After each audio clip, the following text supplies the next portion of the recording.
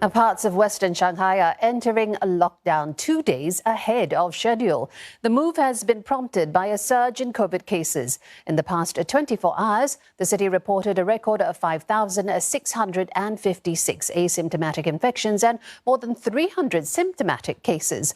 The east of Shanghai is already under lockdown, while the remainder of the west will be shut down on Friday. Lo Min reports.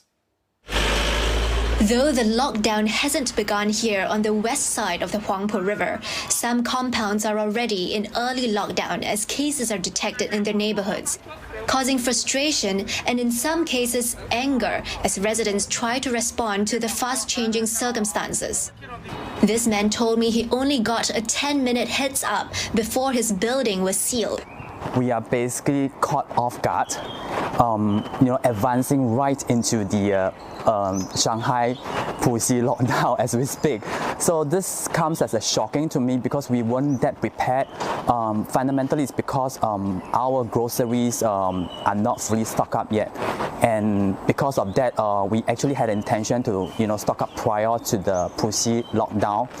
And that is like 2 days after, not at this point of time. We actually tried ordering for deliveries, and like fresh milks orders are actually out of stock throughout all this period.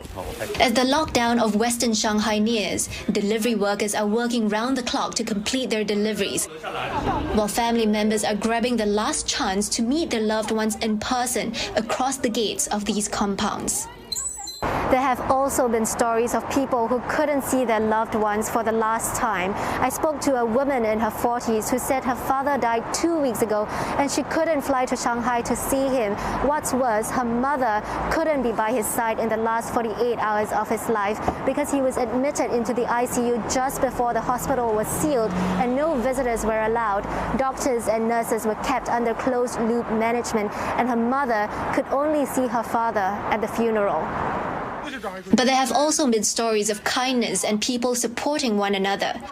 East of the Huangpu River, the lockdown came so suddenly, many barely had time to prepare. Residents shared stories of their neighbors organizing bulk delivery of food without accepting a single cent.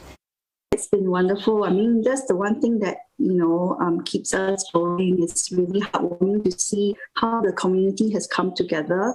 Even within the compound, we have groups who organize lunches for the guards and the IEs who are also in the lockdown with us. They're not able to leave, and then they didn't have enough time also to prep. So, they rallied to get them blankets and pillows and, comfort items.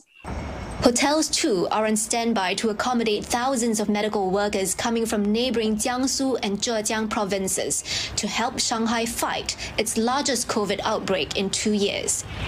Lo Min, CNA, Shanghai.